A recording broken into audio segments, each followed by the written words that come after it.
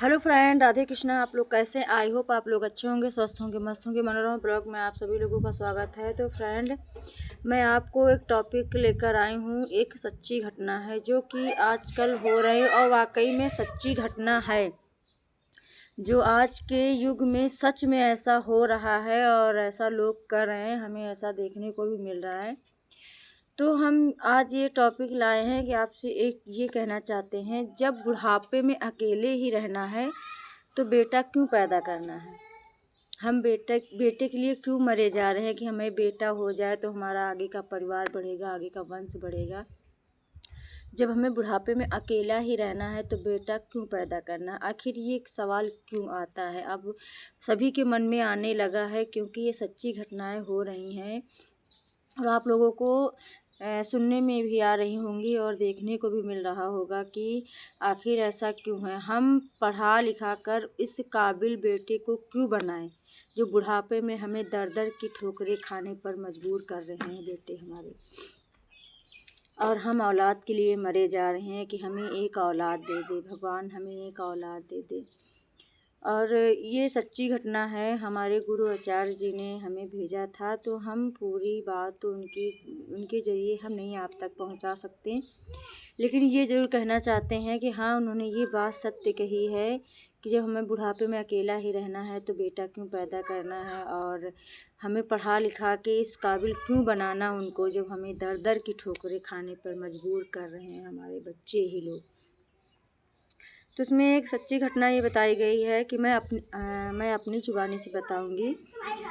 उन्होंने मतलब बताया है, कहीं की देखी हुई बात है। डॉक्टर जो सरकारी योजना मुफ्त इलाज यानी कि फ्री इलाज के सभी जगह पर कैंप लगे हुए हैं, हर जगह पर कम से कम पैसों में इलाज हो जाए, और भिखारी की तरह कटोरा लेकर के रास्ते पर जगह जगह लोग भीख मांग रहे हैं। वो उन्हीं बेटों के माता पिता हैं जिनके लिए माता पिता बेटों के लिए दर दर की ठोकरें खा रहे हैं, और उनके पास आज सब कुछ होते हुए भी वो भीख मांग रहे हैं अपने लिए।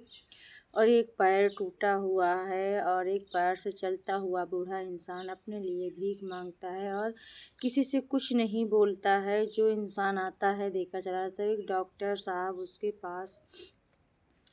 पास कोई जाता नहीं था, वहाँ लोग कहते थे उसके पास मत जाओ, वो पागल है, मारने लगता है। तो उस डॉक्टर ने बड़ी हिम्मत मजबूत करके उस बूढ़े इंसान के पास गया, बोला कि बाबा आप ठीक हो, आपको क्या हुआ है, आप क्यों भीख मांग रहे हो? तो क्योंकि वो बूढ़ा इंसान जो था वो काफ़ी सभी भिखारियों से अलग दिख रहा था। काफ़ी साफ़ सुथरे कपड़े और ज़रा सी भी गंदगी नहीं थी, बहुत ही साफ़ सुथरे कपड़े पहन रखे थे, और वह इंसान भीख मांग रहा था अपना परिवार पालने के लिए।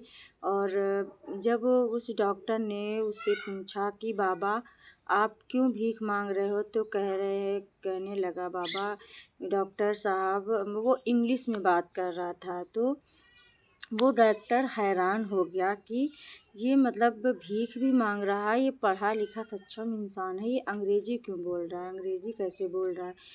तो उसके बाद डॉक्टर ने कहा कि बाबा आखिर आपको दिक्कत क्या है, आपका क्या कोई नहीं है? तो बोले इंग्लिश में जवाब दिया कि नहीं डॉक्टर, मेरा एक बेटा है और एक बहू है और मेरे नाती पोते हैं। तो कहने लगे, बाबा क्या बेटा बहू आपको घर से निकाल दिए? तो कहे नहीं, वो दुबई विदेश में रहते हैं, वहाँ पर नौकरी करते हैं। पढ़ाई हमने पढ़ाया लिखाया, पढ़ाने लिखाने के लिए हमने अपना घर और अपनी ज़मीन जायदाद बेच के अपने बेटे की पढ़ाई पर लगा दिया, और अंत में बेटे बहू वहाँ जाकर रहने लगे और हम दर दर की ठोकरें खा रहे हैं। तो ये किसकी गलती है बताइए? डॉक्टर हैरान हो गया कि पढ़ाने लिखाने के लिए उस बूढ़े बाबा ने अपना घर खेती सब बेच के अपने बेटे के ऊपर लगा दिया। अंत में क्या हुआ कि वह बेटा बहू अपना कमाने के लिए बाहर विदेश में रहने लगे और माँ बाप को बुढ़ापे में मारने के लिए छोड़ दिया। बाद में उस डॉक्टर के बहुत पूछने पर उसने बताया कि मैं किसी फैक्ट्री में कुछ मैनेजर पोस्ट की नौकरी कर रहा था और अच्छी खासी तनख्वाह मिल रही थी। और काम करते करते मशीन में उसका पैर फंस गया और पैर यहाँ से टूट गया, लेकिन कंपनी वालों ने उसका अच्छे से इलाज करवाया और अच्छी खासी मोटी रकम भी दी और पढ़ाया लिखाया। उसके बाद फिर वो घर बैठ गए और उन्हें अच्छी खासी रकम भी दे दी। जितने साल उनको नौकरी करनी थी उतने साल की उन्हें पैसा भी दे दिया और वो घर बैठ गए।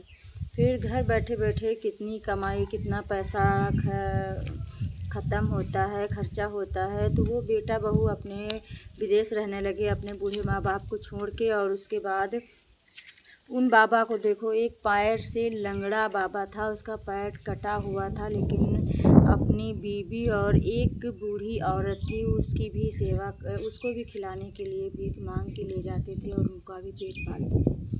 अंत में पता चला कि नहीं, वो इंसान अपने लिए नहीं, अपनी बीवी और एक बूढ़ी औरत के लिए भीख मांगता था, अपना घर परिवार चलाने के लिए भीख मांगता था। तो वो डॉक्टर हैरान हो गया कि इतना पड़ा। तब उन्होंने कहा कि तुम्हें बैठे बिठाए नौकरी अच्छी खासी मिल सकती है।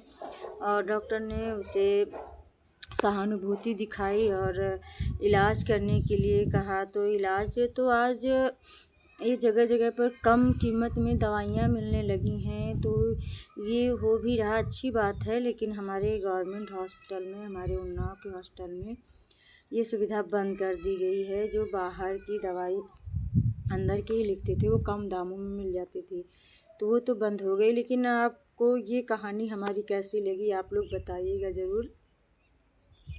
हमने दूसरे तरीके से सुनाई है, लेकिन उसमें कहने का तात्पर्य यही था, जब बुढ़ापे में अकेले ही रहना है तो हम क्यों बेटे के लिए मरे जाते हैं, बेटा ही पैदा करने के लिए मरे जाते हैं कि हमारे पास काश एक बेटा हो। और सभी लोग चाहते हैं कि हमारे पास एक बेटा हो, हमारा परिवार वंश आगे चलेगा।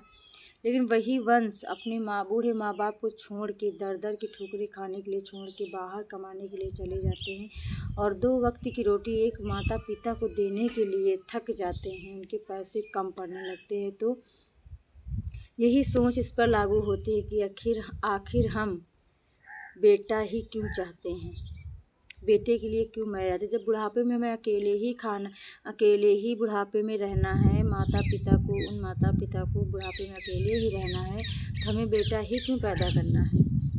दर की ठोकरें खानी पड़ती है। आजकल शहरों में देखो, जाके कहीं भी न्यूज़पेपर में ले लो, यूट्यूब चैनल पे ले लो, कहीं भी ले लो, ये तो घटना सुनने को मिलती ही है इसमें, और हर रोज़ सुनने को कुछ ना कुछ मिलता ही है। तो आप लोगों को हमारी ये कहानी कैसी लगी आप लोग ज़रूर बताइएगा। तो हमारा भी यहीं तक, आगे नेक्स्ट वीडियो में कुछ और हम टॉपिक लेके आएंगे। तभी के लिए बाय बाय, राधे राधे।